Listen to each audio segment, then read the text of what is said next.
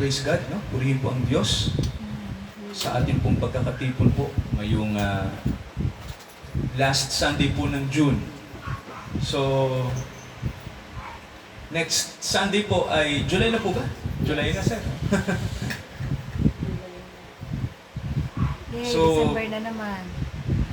Binabati po natin yung mga Christmas na naman. yung mga may birthday po nitong last June. this month po, no, na patapos na. Yan po. Mga wala dito ata yung nasa. We are thankful, no, dahil sa umagang ito kasama natin ang Tito Romy at ang Tito Mirna. God bless. Parati naman natin kasama. Ngayon. Last Sunday. Dito. Walang kasaya. Oo, kasama tayo. Oo nga, pagka.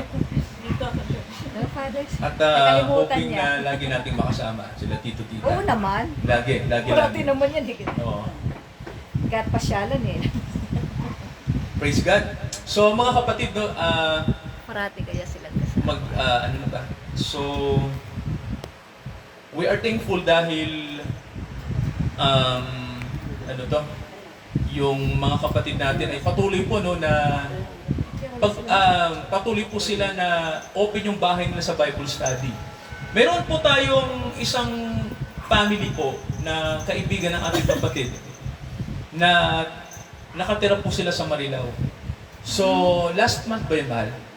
Last month yata, no, nakapag-set kami ng Bible study sa Marilao.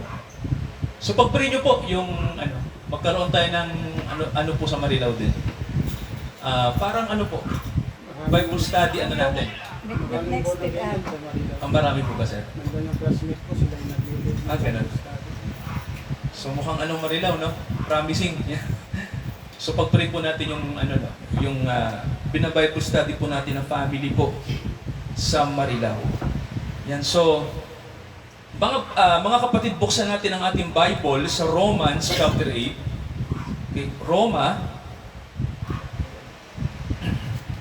Romans chapter 8 po.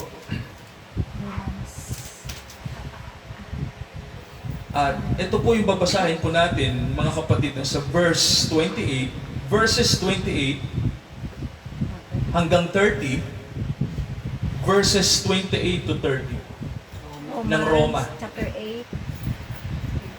Chapter 8, verse 28 to 30. 28 to 30. Wait lang. Kasi, So yan po, no, nakita po natin. So basahin natin, mga kapatid, no, yung nakasulat po sa verse. Sabi rito, at nalalaman natin na ang lahat ng mga bagay ay nagkakalakip na gumagawa sa ikabubuti ng mga nagsisiibig sa Diyos. Sa makatuwid bagay, ano pong sabi?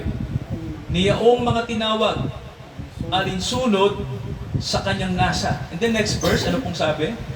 Sapagkat yaong mga una pa'y kanyang nakilala, ay itinalaga naman niya na maging katulad ng larawan ng kanyang anak, upang siya ang maging panganay sa maraming magkakapatid. Then verse 30, yaong mga itinalaga niya ay kanya namang tinawag. Tinawag naman. At ang mga tinawag ay inaring ganap naman niya. At ang mga inaring ganap ay niluwalhati din naman niya. So ito po, no, ang salita po ng Diyos sa atin ngayong umaga. At ito po ay galing sa salita ng ating Apostol San Pablo. Let us pray, mga kapatid. Manalangin po tayo. Dakilang Ama, sa sandaling ito, panalangin po namin ang pagkakaloob po ninyo ng tamang pananaw sa amin, tamang unawa sa kung ano po ba ang sistema nyo, kung paano nyo pinatatakbo ang mundong ito, at kung paano nyo po pinatatakbo ang aming mga buhay. Ama, nagpapasalamat kami dahil mayroong mataas na Diyos at kayo po yun, na siyang may hawak ng aming buhay, na siyang tumawag sa amin upang kami, Ama, ay makaunawa. Kahit po sa panahon na marami kaming tanong, kahit sa panahon, Ama, na nalilito kami, kahit sa panahon na parang marami kaming saloobin, pero ang pinakamaganda pong sinabi nyo, ayon sa inyong salita, sinabi nyo po ito, kayo po ay nagtatalaga ng mga tao mula pa noon.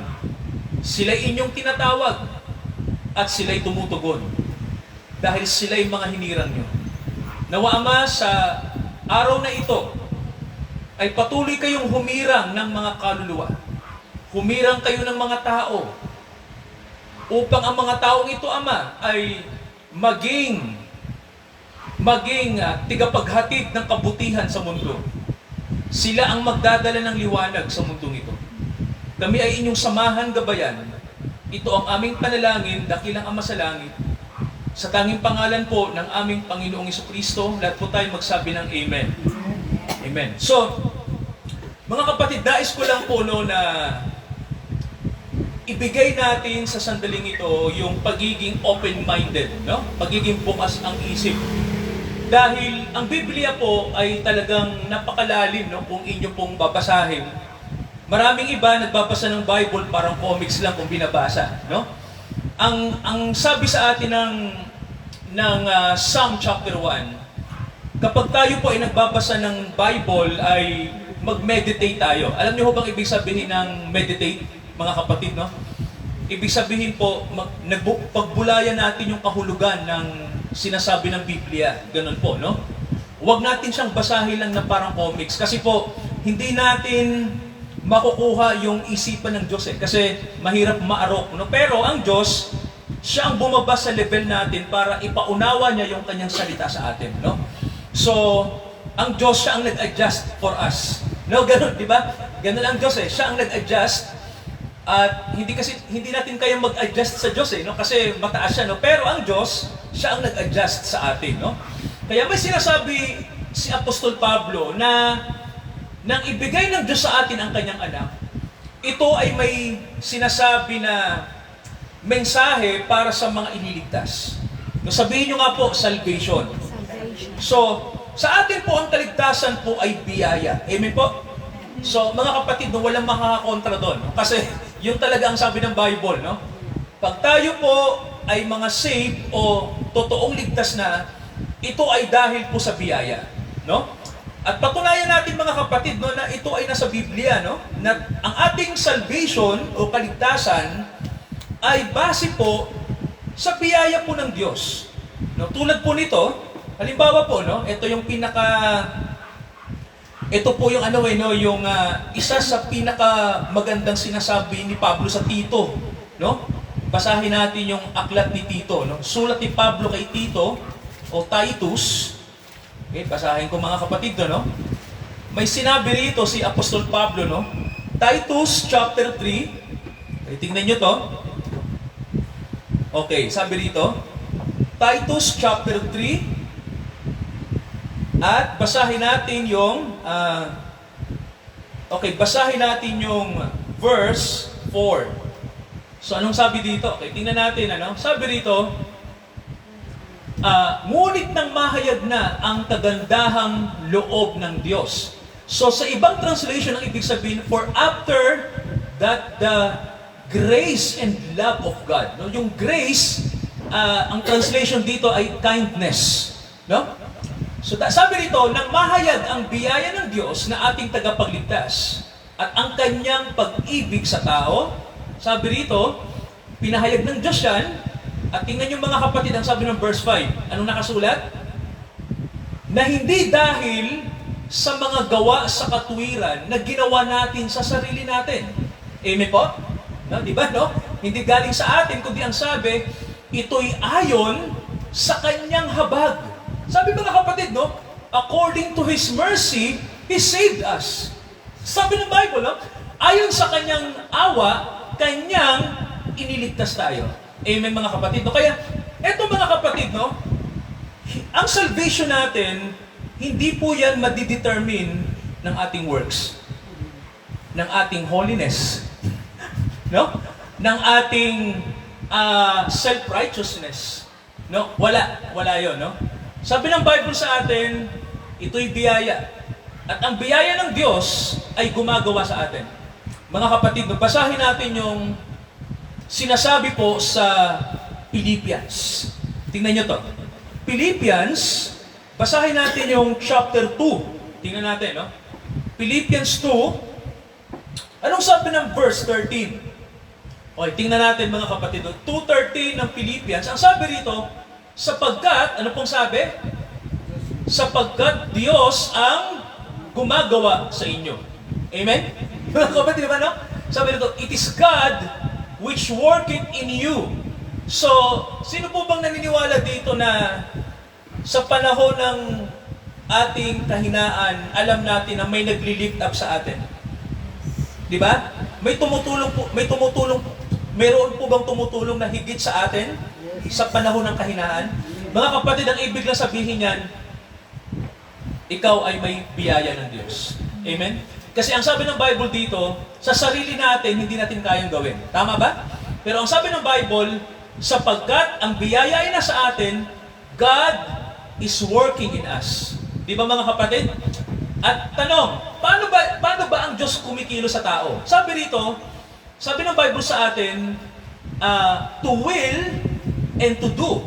Di ba? Sabi rito, sa pagnanasa at sa paggawa, ayon sa kanyang mabuting kalooban.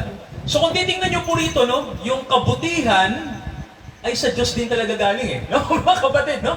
So, full package ang grace. Pag ibinigay sa atin ng Diyos ang grace, ibibigay niya rin sa atin ang passion to do good. No? Kasi nandyan siya eh.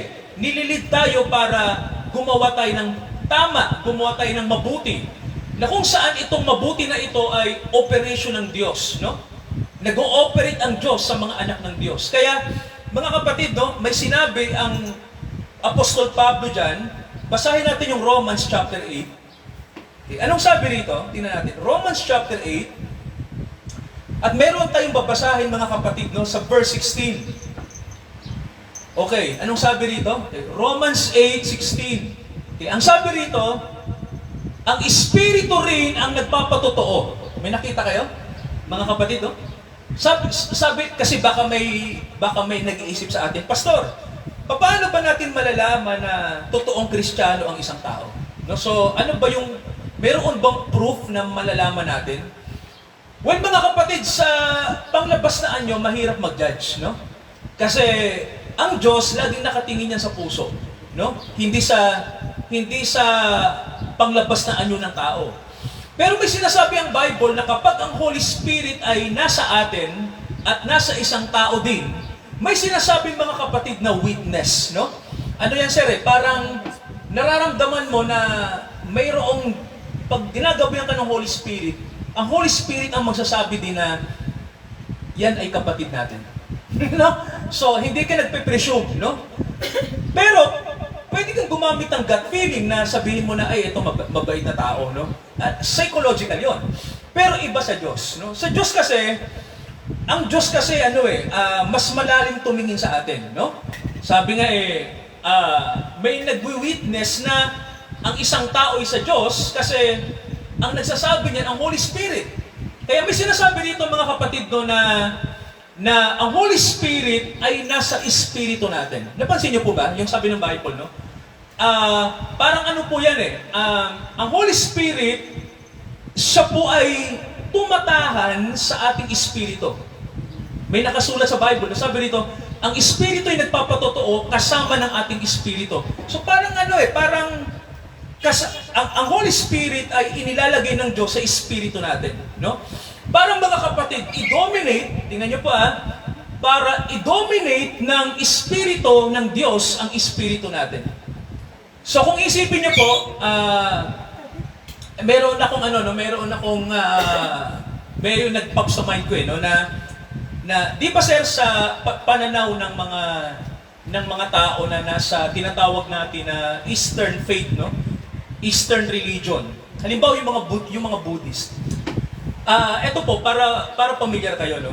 Sa relihiyon po ng Buddhism, hindi nila kailangan ng Diyos para maging spiritual. Napansin niyo po? Ganito. Sa Buddhism, yung espiritu nila ang ginagamit nila para maging spiritual sila. Naintindihan niyo mga kapatid, no? Ganun po ang tradisyon ng Buddhism, no? Pwede kang maging spiritual na walang Diyos. Ganon. Pero sa Kristiyano, hindi. Mga kapatid, no? Iba. Sa Kristiyano, hindi ka pwedeng maging spiritual na espiritu mo lang ang gamit mo. Napansin niyo po? Kailangan, sir, may kasama kang malaking E. Di ba, no? Dalawa kayo. No? Sa Buddhism, isa ka lang. Isa ka lang, sir, sa Buddhism. Sa Kristyanismo, iba. Dalawa ka.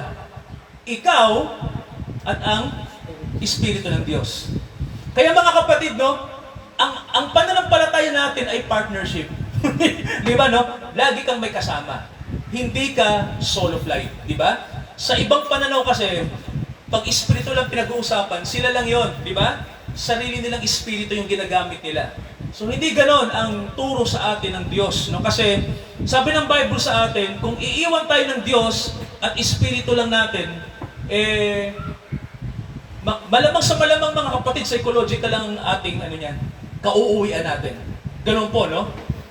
More on lang yan, parang ini-exercise mo lang yung sinasabing espiritong nasa iyo na ikaw din yan. Ganon din, no? Ang problema mga kapatid, what if yung espiritu mo ay hindi naman saved? Di ba? Kasi ang sabi sa Bible, ang tao ay may tatlong aspeto. Tama ho ba? Ilan ang tao? Body, soul, spirit. Sa Bible po, lahat ng yan ay nagkasala. Lahat po, no? Yung ating body, yung ating soul, yung ating spirit, lahat yan ay nagkasala, no? So, hindi lang yung ating body, kundi yung ating soul. Kaya nga may nakalagay sa Bible ang kaluluwa na nagkakasala ay mamamatay. So, ganon, mga kapatid. So, lahat ng aspeto natin ay, kapag hindi pa tayo born again, lahat yan ay may kasalanan, no? May bahid yan ng kasalanan. Kaya babaguhin lahat yan Isipin niyo po ganito. Sige mga kapatid, no? Masasagot natin ito. Yung ating katawan ba, bubuhayin ulit? Okay, tanong, bakit ba kailangan buhayin ng Diyos yung katawan natin? Kasi sir, di ba, alam ng Diyos na yung katawan natin ay corrupted. Tama po ba? Ang katawan natin ay patungo sa kamatayan. Tama ba, sir? Ibig sabihin, hindi perfect yung katawang nasa atin ngayon. Di ba? Kaya nga si Jesus nag-resurrect para ipakita na may bago siyang katawan. Di ba, sir? Yung katawan na yon, eto yung original na katawan na inihanda ng Diyos noon pa. No? Eto yung, ibig sabihin, ang Diyos, ang gusto niya, yung ating pagkatao o katawan ay dapat ay deathless. Kailangan immortal. So, yung original plan ng Diyos, dito sa panahon ng kasalanan, hindi yun. Naintindihan niyo po, no? Hindi dapat mamatay ang tao, hindi tayo dapat nagdurusa, walang ganon. So, kailangan ibalik ng Diyos yung ating original na katawan. Amen po? At yan yung katawang makalangit. Glorified body. May tanong ako, ano ba ang sinave ni Jesus sa cross nang mamatay siya? Di ba mga kapatid, basahin natin yung Peter. Okay, tingnan natin. Okay. Sa Pedro, may mababasa tayo. No? Basahin ko itong mga kapatid, no? Unang Pedro, chapter 1. Okay, verse 9. Okay, unang Pedro, chapter 1, verse 9. So, anong sabi rito? Tingnan natin. Okay, na inyong tinanggap ang layunin ng inyong pananampalataya. At ano po ba yung purpose ng faith? Sabi rito, ang pagkaligtas ng inyong mga kaluluwa. Pag may tanong tayo, sino po ba yung iniligtas ni Kristo sa cross? Yung kaluluwa natin, mga kapatid, no? Kasi, kasi hindi lang yung magnanakaw sa cross. Di ba? Nandoon din si Kalel. Di ba? Kasi, nang mamatay ang Panginoong Jesucristo, lahat ng isisave nang hindi pa pinanganganak, sir. Nandun na. Ganon yun, sir, no? Ganon yun, ano? Lahat ng hindi pa ipanganganak, alam na ng Diyos yun, no? May isisave na siya. Kaya nga may sinasabi rito, no, na ang salvation ay yung soul natin, yung ililigtas. Kaya may sinasabi, sir, na souls, no? Kaluluwa, yung ating souls. Kasi, kailangan yung kaluluwa natin, kumbaga po, alam natin yung souls natin ay sin, may sin. Ganun mga kapatid, may kasalanan, no? Psychologically. So, at hindi lang yon, yung talagang inner core natin ay may kasalanan talaga, no? Maganda mga kapatid, basahin natin yung Jeremiah. Okay, para meron tayong patunay, no, na ang ating soul ay may kasalanan. Jeremiah, okay, ibasahin natin yung chapter 17. Okay.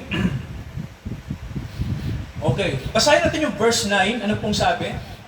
Jeremiah 17 verse 9. Okay, eto. Malupit. Sabi rito, okay, sa Bible mga kapatid, ang soul o yung inner core, isa sa tinatawag din na inner core sa Bible yung puso ng tao, yung hindi nakikita. Amen ba? No? Ang puso, pag sinabi sa Bible, hindi yan yung organ na nasa dibdib natin, di ba? Pero ang tawag din natin dito, puso din, no? Bakit, sir? Ito yung nagbibigay ng buhay. Kaya tayo nabubuhay, sir, no? Bawat tibok nito, buhay tayo. Ayun, ano? Puso. So, sa Diyos, pag sinabing puso, ang ibig sabihin yung buhay mo. Di ba? Yung iyong soul, yung identity mo. So, sabi ng Bible, ang puso ay, tingnan nyo. Anong sabi? Mandaraya. Ang puso ay mandaraya ng higit kaysa sa lahat ng bagay. Wow. So, kung titingnan nyo po rito, Wala, mas mataas. ang puso talaga ay, ano po, hindi siya neutral. Tama ba? Hindi neutral ang heart. Anong sabi, sir? Mandaraya. Di ba? So, eto yung logic kung bakit dapat ang Diyos tumira saan? Sa puso. Kaya ang Diyos, kailangan siyang manahan sa loob natin. Amen po? No? Kailangan po, ang Diyos, wag lang siyang nasa labas. Kailangan niyang pumasok, saan, sir? Sa puso natin. Ganon. Kasi ang sabi nito mga kapatid, ito yung reality ng human race, no? Ang ating heart ay deceitful. Kaya po kung isipin nyo, no, ang Bible, kung babasahin mo, talagang sir, talagang kapag ikaw ay egocentric, masasabi mo na, totoo ba talaga to? Ano? Tingin ko mabuti ako eh. Pero tingin mo lang yon. No? Kasi mga kapatid, kung totoong mabuti tayo, at kaya nating maging mabuti in our own, eto lang ang masasabi ng Bible. Sabi sa Bible, kapag mabuti ang isang nilalang ay hindi ka patay. Di ba, sir? Walang kamatayan. Kaya nga, alam niyo po yung salitang mabuti, tinawag yan ni Kristo sa Diyos. Natatanda niyo po ba? May nakasulat sa Marcos, di ba, sir? Meron tayong mababasa doon, sa Book of Mark ba yun, na may nagtanong sa Panginoon, ang sabi sa kanya, mabuting guro. Di ba? Sabi sa kanya. And then, ang sabi ng Panginoon, bakit mo ako tinatawag na mabuti? Sabi niya, sir, no? Diyos ang mabuti. So, bakit ibinalik ng Panginoon yung kabutihan sa Diyos? Kasi, ang ibig niyang sabihin, ang kabutihan, nagsisimula sa Diyos. At ang Diyos po ay hindi namamatay. No? Kasi pag sinabi natin mabuti, ibig sabihin po nun, walang kamatayan, sir. No, kasi perfect yun eh. When we say mabuti, ang ibig sabihin noon, perfect will. No? Naalala ko yung ginamit ng Diyos ang mabuti nang siya'y lumikha uli, sir. No? Nang siya'y lumalang uli, di ba? Ilang araw lumalang ang Diyos? Ilang araw? 6, di ba? 6 days. And then, bawat gawa ng Diyos, ang lagi niyang sinasabi sa huli, mabuti. Di ba? Mabuti. Mabuti. Mabuti. No? Bakit mabuti? Kasi, walang bahidungis yun. Amen po? No? Perfect yun. No? Yung lahat ng creation ng Diyos, noong time na yun, perfect. Kaya mabuti. Kaya yung salitang mabuti, mga kapatid, mahirap gamitin kapag nandito tayo sa kasalanan, no? Kasi hindi perfect yung ating heart, di ba? Pero alam natin may mabuti sa atin, sir. Di ba? Mayroon. At yun ay ang Diyos na nasa atin. Amen po? No, yun yun. No? Kaya sa Bible po, may sinasabi po, balikan natin yung Romans 8. Balikan natin yung binasa natin kanina. Yung nga mga kapatid, no? Romans 8. Okay. Romans 8. At ano po yung sinasabi ni Pablo sa Romans 8 na kung saan mga kapatid, may alam tayo dito. Romans 8:28. Anong sabi rito? Okay, tingnan natin. Sabi rito, nalalaman natin. Ang ganda ng word, no? Ano po sa English? And we know. Okay. Gusto ko lang mga kapatid kunin yung tatlong tunog. And we know. Nalalaman natin. Ibig sabihin pala, ang mga unang Kristiyano, alam nila yung teachings tungkol sa salvation. Amen po? Alam nila. Nalalaman natin na ang lahat ng mga bagay ay connect na gumagawa sa ikabubuti ng mga umiibig sa Diyos. Ibig sabihin pala, pag ikaw ay totoong saved, mga kapatid, ang buhay mo ay hindi aksidente. Amen po? Ang buhay mo po ay itinalaga na ng Diyos. Ibig sabihin mga kapatid, sa mga Kristiyano pala, walang nagkataon, walang swerte. Tama ba? Walang tsamba, walang by chance. Naintindihan niyo po? Lahat itinakda ng Diyos sa buhay mo. Pastor, na-aksidente ako nung isang araw Tinakda din ng Diyos yun. No? Pero buhay pa ako. Tinakda ng Diyos yun. Pastor, may namatay akong kaibigan. Tinakda din ng Diyos yun. So mga kapatid, kung isipin nyo, no? Walang bagay na hindi po nakatakda. Nakatakda po yun. No? Wala pong nagkataon. Bigyan ko kayo ng example. Naalala niyo yung dalawang basketball player na namatay sa Ateneo. Di ba? Alam niyo, nakakalungkot kasi mga bata pa yun Mga bata pa sila at may promising yung kanilang career, di ba? Yung karera nila sa pagiging basketball player. Matatangkad, no? Magagaling maglaro. Kaya lang sir, nalunod sila sa Aurora. So bakit? Kasi panahon na nila. Sir, yung dagat ng Aurora, malakas ang rip current dyan, sir. Ay, nung pumunta nga kami ng Dinggalan walang naliligo. Mga kapatid, no? Kasi yung alon po sa Aurora, Tito, ano napansin nyo? Malakas yung rip current. As in, pag ikaw ay pumunta sa malalim-lalim, sir, hihigupin ka ng alon papunta sa malalim. No? Kaya, walang mag-a-attempt maligo sa Aurora. Kaya nga, nung nandoon tayo nung summer, sabi ko, patay tayo dito. Di tayo makakaligo dito. Mahirap magsapalaran. No? Kasi malakas ang alon talaga ng Pacific at yung rip current. Kaya mga kapatid, yun din yung naging way para may mamatay. Di ba? May namatay. Kaya kung isipin nyo, ano ba yan? No? Aksidente. Talagang oras na. Talagang kinuhanan. Pero tingnan nyo po, nakakalungkot, tama ba? Nalungkot yung pamilya. Lalo na yung tiga Mindanao, sir. Di ba? Talagang yung Ateneo na basketballista. Pero alam nyo po ganito, namatay siya, di ba? Alam niyo po, di ba sabi niya, iaahon ko kayo sa hirap, mama. Kasi mahirap lang sila O mayroon ng blessing na dumating. Sir, binigyan sila ng condominium, sir. Na parang love gift sa kanilang NHA. Mga 2 million plus yung unang blessing na dumating sa kanila. So kung titingnan niyo po na parang nagkatotoo yun. Di ba, no? Parang nagkatotoo yung sinabi na iaahon ko kayo sa hirap, no? Hindi man doon sa siya'y buhay, pero sir, nung mamatay siya, maraming sumimpat siya sa pamilya niya. Kaya, palagay ko po ito, kailangan ng Ateneo magbigay sa kanila. Libre scholarship sa mga kapatid nung namatay. Tama ba? Kailangan nila ng bahay, binigyan sila ng libreng bahay. So kung titingnan niyo, no, bigla sila naging blessed, sir. Di ba, no? Di ba, tita, no? So kung titingnan niyo po, iisipin niyo na kakaiba, di ba? Parang may something na, parang may twist and turns no? So mga kapatid, yan yung sinasabi natin na wala pong aksidente sa mundo. Amen po? Lahat po ay may layunin. No? Ganon din po sa buhay natin, Tayo ay naging Kristiyano kasi, ang sabi ng Bible, may Diyos po na tumawag sa atin. Amen po? At ang sabi ng Bible, ang Diyos na tumawag sa atin, ang sabi rito, gumagawa siya sa ikabubuti ng mga umiibig sa Kanya. Amen mga kapatid? So, mga kapatid, ang ganda, no? Kapag mahal pala natin ang Diyos, amen po? Kapag mahal natin ang Diyos, mga kapatid, lahat pala ng bagay, kahit negatibo yan, gagawa pa rin yan ng mabuti sa atin. Nag-guess niyo ba? Di ba, no? Kahit pangit yung nangyayari sa buhay natin, mga kapatid, pagkasama mo ang Diyos, nagiging mabuti yon pagdating sa dulo. Ganon, sir. Magugulat ka na lang, no? Parang si Job. Ito, no? Example tayo. Di ba si Job mayaman? So, nawala sa kanya lahat. Tama ko ba? Nawala ang kanyang mga anak. Nawala yung kanyang kayamanan. So, ubos. At nagkasakit pa siya. So, ang tingin ng mga tao kay Job, pinarusahan siya ng Diyos. Tama ho ba? Na yung dating tapat sa Diyos, yan na siya. Mukha na siyang ungas. Diba? Naghirap na.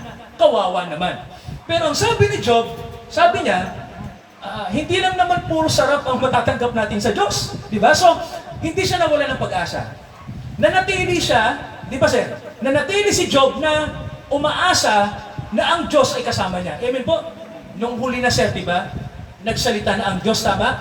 Ang sabi ng Diyos, Job, totoo na mahirap arokin yung nangyari sa'yo. No? Pero ang sabi ng Diyos, ang mahalaga, kilala kita, di ba? At kilala mo ako. Sabi ng Diyos, di ba? Anong ginawa ng Diyos? Ibinalik sa kanya, sir. Tama ba? Yung mga nawala ng, may mga magaganda siyang anak sir na nawala. Nang ibinalik ng Diyos, mas magaganda pa. Nung mawalan siya ng kayamanan, nang ibalik ng Diyos, sir, ilan na, sir? Triple. Di ba? Triple na po yung bumalik. So kung titingnan niyo ang tawag doon, sir, restoration. Tama po ba? So, kung isipin nyo, no, kahit pangit pala ang nangyari sa buhay natin, kung may mga pangit na nangyayari, huwag tayong mag-conclude na kawawa naman ako. No? Kung mga kapatid, ito huwag tayong mag-self-pity. Okay? Tigilan natin yan, no? Ang mga Kristiyano, huwag kayong mag-self-pity. Diba? Bawal yon, no? Ang gusto ng Diyos makita sa atin sa panahon ng pain, pananampalataya. Di ba mga kapatid, no? Kasi dapat alam natin na hindi ka iiwan ng Diyos na tumawag sa iyo. Amen po? No? Kaya mga kapatid, walang self-pity sa atin, no? Kahit minsan ginagawa natin yon, di ba, no? Pero hindi pala dapat, no? Dapat pala faith pa rin, no? Kasi alam natin na may Diyos na tumawag sa atin. So ang sabi ng Bible sa atin, ang layunin ng Diyos pa rin ang masusunod. Amen po? So sabi rito, no? Sa makatuwid, yung mga tinawag alinsunod sa kanyang layunin. So, huwag kayong mag-alala mga kapatid. Ang layunin ng Diyos, laging perfect yan. Amen po? Hindi po yan nagkakamali. Yun ang maganda. Kapag ang Diyos po, kasama ka na sa purpose niya, hindi siya nagkamali. Ganun ang malupit, no? Parang kay Joseph, mga kapatid, no? Naalala ko si LJ, may book tungkol kay Joseph. Nasa akin, no? Ang ganda nun kasi, sabi ng author doon sa libro, si Joseph, parang sa umpisa ng kanyang buhay, mahal siya ng tatay niya, binigyan siya ng magandang damit. Tama ko ba? Kaya lang, ano yung nangyari, sir? Kinainggitan siya ng mga kapatid niya. So, dahil nainggit ng kanyang mga kapatid, at ang sabi, mas mahal pa ni tatay itong mokong na to, patayin na lang kaya natin to. So, ang ginawa ng mga kapatid niya, sir, gusto nilang patayin. Alam niyo po, hindi lang mokong yung tawag talaga kay Joseph ng mga kapatid niya. Galit na galit talaga. Inggit na inggit talaga sila sa kanya. Kaya, gusto na nilang patayin talaga. Kaya lang, di ba may namagitan? Ay, huwag niyong patayin, kapatid din natin yan. Ibenta na lang natin, makikinabang pa tayo. Yan o, so, benenta na si Joseph. At yung napagbentahan, siyempre, may pera na sila, sir. Di ba?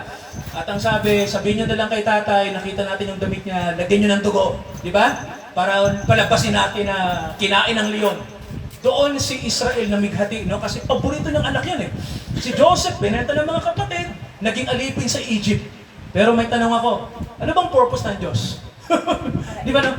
Anong purpose ng Diyos? Bakit kailangan siyang ibenta ng mga kapatid niya? Kasi mga kapatid, simple lang, Siya rin kasi ang magliligtas sa mga kapatid niya. Di ba, no? Ganun din mga kapatid, no? Yung nang-api sa'yo, ikaw ang magsisave sa kanila. Tama ba? Kasi mga kapatid, gagawin pa rin siyang, sir? Ano gagawin ng Diyos kay Joseph? gagawin pala siyang gobernador. Mga kapatid, no? At ito yung malupit. Gobernador si Joseph sa panahon sir ng tagutom. Tama ba? May darating na tagutom na anticipate ni Joseph sa biyaya ng Diyos. So sabi ni Joseph, magkakaroon ng tagutom sa Middle East. Kailangan mag-ipon ng Egypt ng maraming pagkain. Mahal na paraon, gawin na natin yan. Sige Joseph, gawin na natin. Maraming pagkain sa Egypt nang dumating ang malupit na El Nino. Hindi lang El Nino to sir. Matindi talaga. Tagutom, tagtuyot, maraming namamatay. Kasama na ron yung pamilya ni Joseph, yung mga kapatid niya at si Jacob. Sabi nila, mamamatay tayo. Tagutom ngayon sa Middle East, anong gagawin natin? May nakabalita sa kanila, ang Egypt maraming pagkain, doon tayo bumili. Ang hindi nila alam sir, yung pupuntahan nila ron, utol nila. Di ba sir? Mataas pa ang tungkulin. So kung isipin niyo mga kapatid, no? Ang Diyos po ba gumagawa ayon sa kanyang layunin sa buhay natin? Yes mga kapatid, no? Ganon tayo tumingin lagi, no? Ang Diyos po'y mapagbiyaya. Amen po? Sa araw na ito, nawa, titingin lagi tayo, no? Sa Diyos. Kasi pag nakatingin ka sa Diyos at sa kanyang purpose, laging positibo yung ating pananaw. Amen mga kapatid, no? Nagigit tayong, nagkakaroon tayo uli ng sinasabi na balancing pananaw at hindi tayo nawawala ng pag-asa. So may tanong ako mga kapatid, no? Isang tanong na lang bago tayo mag-pray. Ano kayang layunin ng Diyos kung bakit ang ating bansa ay hindi makaahon sa korupsyon? Meron kaya, sir? Meron! O, naniniwala kayo? O, ano kayang layunin ng Diyos kung bakit ang bansa natin ay hindi makaahon? May layunin siya, sir. No? At ito yung gusto nating alamin ngayon. Ano kaya? Bakit kaya? Meron kayang magagawa ang mga Kristiyano dito? Mayroon! May magagawa, no? So, alam natin na pag gumawa ang Diyos sa atin, perfect yun. Tama ba, sir? Kaya, hindi natin hahayaan na gumawa lang tayo sa sarili natin, no?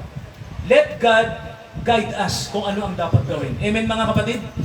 At eto, sino po ba rito yung may malaking utang? Malaki talaga. Ako rin, malaki. Yan. Sino rito yung iniisip niya na makabayad siya sa next month? Ikaw, sir? Ako. Malabo? Ayun. Positive. Positibo. Ayan. So, mga kapatid, no, tandaan nyo po kahit sa ang utang mo malaki, sir, no? Kahit ang utang mo malaki, pwede kang bigyan ng Diyos ng pambayad. Amen po? Kasi alam natin na may gumagawa sa atin. Diba, no? So, laging positibo talaga mga anak ng Diyos, no? Pero hindi tayo nagpa-positive lang para i-condition na yung isip natin na positive lang, di ba? Hindi ganoon eh. Blind psychology yun, no? Kahit nasa pain tayo, alam natin na may kasama tayo. Tama ba? At makakaalpas tayo dyan. Di ba, Tito, no?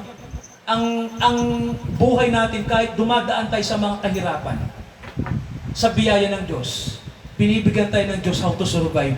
Mga kapatid, no? Yan ang biyaya. Mag-pray tayo. Mag-pray tayo. Salamat sa Diyos dahil ang sabi ng Bible sa atin, may gumagawa na Diyos sa atin sa mga umiibig sa Kanya ayon sa Kanyang layunin. Itaas natin ang Diyos na ito na makapangyarihan sa lahat. Ama, salamat dahil makapangyarihan kayo, mabuti kayo, hindi nyo kami kailanman pinababayaan. Sa kabila, Ama, na marami kaming pagkukulang, marami kaming kasalanan, pero kayo ang Diyos na mabuti at binabahagi niyo po ang kabutihan na ito sa amin. Binabahagi niyo ang inyong buhay sa amin. Binibigay niyo ang inyong biyaya sa amin. Ama, napakabuti niyo. Ano ang isusukli namin sa kabutihan ito? Alam namin, Ama, ito higit pa sa buhay. Kaya, Ama, nawa, bilang inyong mga tinawag, lagi kaming maglingkod, lagi kaming tumugon sa inyong salita. Mahalin namin kayo higit sa lahat. Kayo lamang ang iibigin namin. Dahil, Ama, kailanman ang inyong kagandahang loob ay lagi niyong ipinapakita sa amin. Pinapadama, pinapamalas, pinaparamdam, pinahahayag. Ama, pagpalain niyo ang mga kapatid na nawa ang pag-ibig namin sa inyo ay lumalim pa. Na hindi lang ito basta lang nakagis na namin na pananampalataya. kundi isang pananampalataya, Ama, na higit pa sa aming isip, higit pa sa aming pagkatao. Isang pananampalataya na nagpapabago ng aming buhay at pananaw, nagbibigay ng kapangyarihan sa amin na manatili sa inyo, manatiling sumusunod, manatili sa pananampalataya. Patnubayan nyo, Ama, ang mga kapatid. Palakasin nyo ang mga kapatid. Palakasin nyo kaming lahat. Pagbuklurin nyo kami ng pag-ibig. Pagbuklurin nyo kami ng pagkakaisa. Pagbuklurin nyo kami ng katuwiran. Nandito, Ama, ang mga kapatid namin. Bless them. Di kami lalabas ng bahay-sambahang ito na hindi nyo kami binibless. Be with us. Bless us. In the name of the Lord Jesus Christ. Lahat po tayo magsabi ng Amen. Amen. Sa pagkakaloob natin, mga kapatid sa Panginoon, awitin po natin ang Seek ye first the kingdom of God and His righteousness.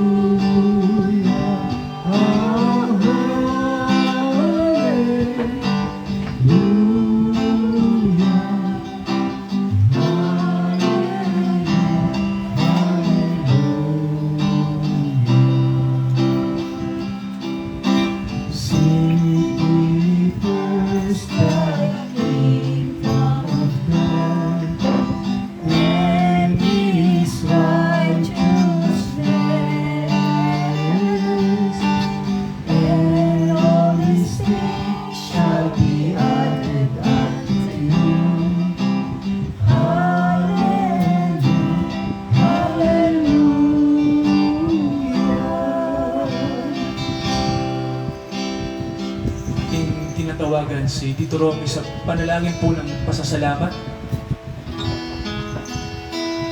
Hallelujah. Panalangin. Amang Diyos, nagpapasalamat po kami sa mga sandaling ito sapagkat muli natapos namin ang gawain Salamat. at malalim ang aming nalalaman, marami ang aming nalalaman na ipinangako mo sa aming Panginoon na ang bawat isa sa amin bagamat dumaraan sa mga pagsubok, dumaraan sa mga karamdaman, Panginoon, hindi namin ito kinakatakot bagos. Kami po ay nagpapasalamat sapagkat ibig ng Diyos na kami ay matutong tuloy na umibig sa iyo. Ang kanyang mga pangako sa amin ay imposible kung iyong papakinggan lamang.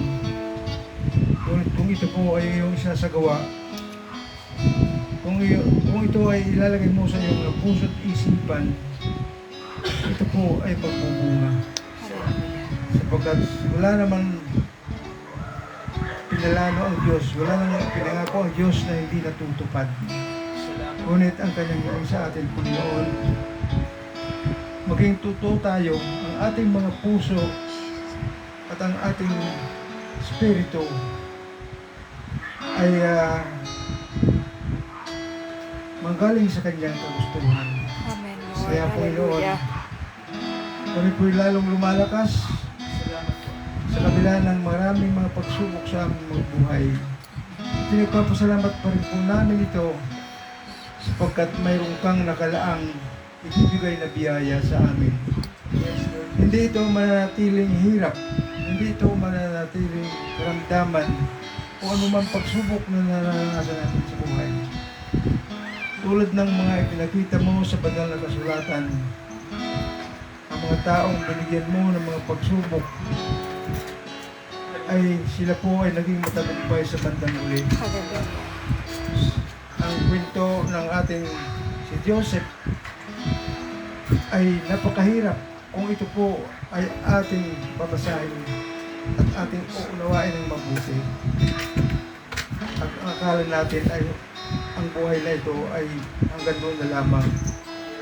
Hindi mo akalain na ang buhay ng batang ito ay siya pang siya nagligtas, hindi lamang sa kanyang pamilya, kundi sa buong sanlibutan. Sa Panginoon, maraming salamat sapagkat nagbigay ka ng mga halimbawa na sana ang bawat isa sa amin huwag manatiling ganun na lamang sa paghihirap, pagkurs. Gawin namin ito ng maayos at makita ng Panginoon na linalabanan mo ang kanyang mga pagsubok tulad ng mga ginawa niya. Kaya Lord, salamat po sapagkat nabigyan mo naman kami ng lakas ng loob upang ito po ay dalhin namin saan man kami naroon.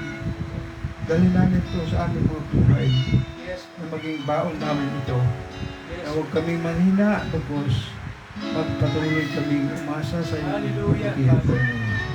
Salamat po, Panginoon, naway patuloy mo kaming bibigyan ng ganitong mga pangaral.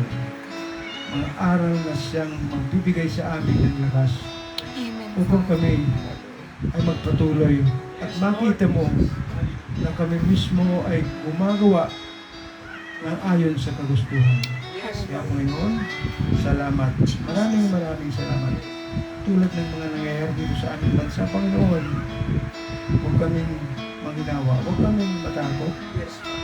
Pagkos, gawin lamang po namin ang nararapat at ang mabuti ay aming itaas upang sa gayon, Panginoon, manatili kaming malakas at mamuhay kaming ligtas sa aming mga buhay.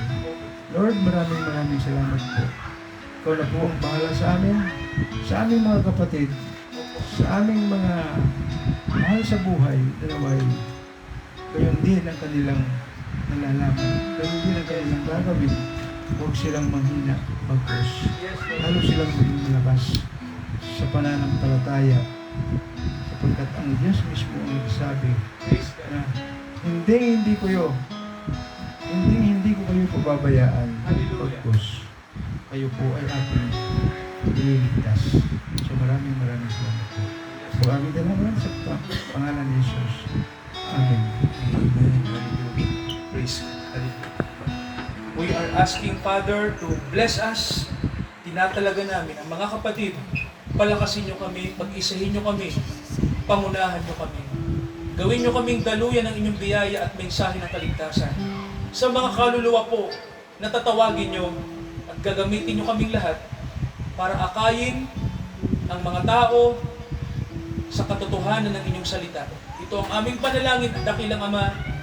Aming ina-anticipate ang muling pagbabalik ng Panginoong Hesukristo at nandito na ang kanyang presence. Magala kami sa kanyang muling pagparito. Sa pangalan ng Panginoong Hesukristo, Amen, Amen, at Amen. Amen. Amen.